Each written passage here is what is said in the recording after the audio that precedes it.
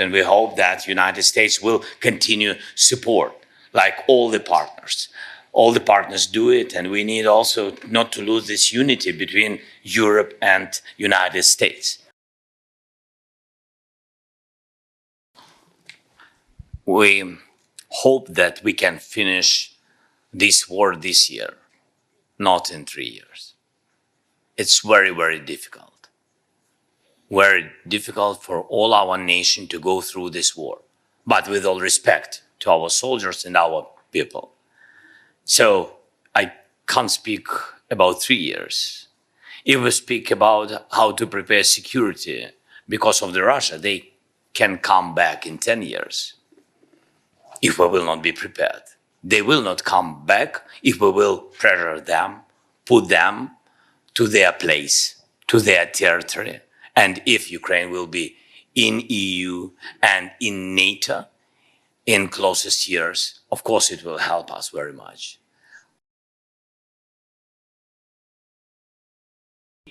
We will discuss, now it's not for public because we didn't make a decision about the contingents and infrastructure for security guarantees, where contingents or troops, how you say, or soldiers, like the journalist said. So we will discuss this infrastructure. The number, so of course I know the number what we need, and of course we will share it firstly, not in the open conversation, yes, not to prepare Russians for this, and so we will discuss, and when we will make decision of what we see, how we see the number, and if it will be positive, we will share it. Of course we will share it, it's not a secret. We had, I think, the most difficult moments, 3 winters, blackouts, and etc. Now we're sitting in the middle of the winter. We have light, we have connection, we have internet, we have possibility to speak, and our people have electricity, and we see each other.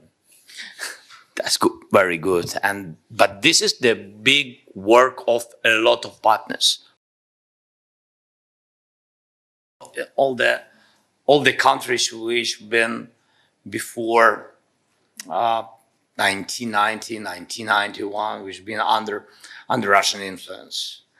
Yeah, so I think Russia, first of all, wants to have their influence, continue it, and be present on these territories of on these independent countries, which been before, during Soviet period, being the republics of Soviet Union, and of course it's Ukraine and Moldova, and of course Estonia, Litva, Latvia, and of course where their influence was very strong during the 20th centuries, it's Poland, it's Slovak, and other countries. Of course, only Ukraine can decide when there are conditions to start effective, credible, and sustainable peace negotiations.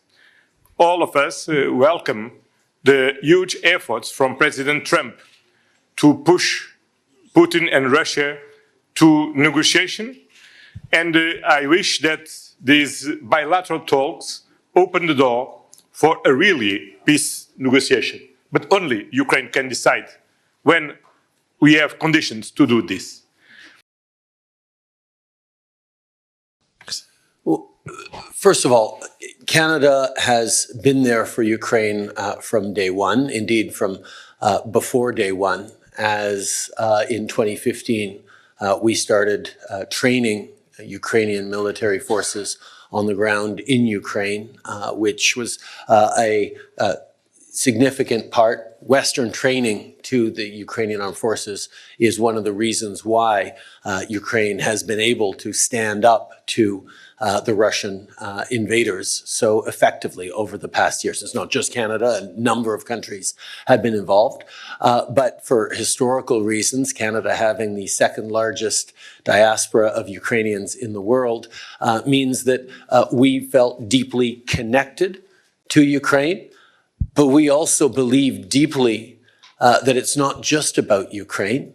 It's about the rules and the values and the principles of sovereignty, of independence, of territorial integrity that protects every country in the world.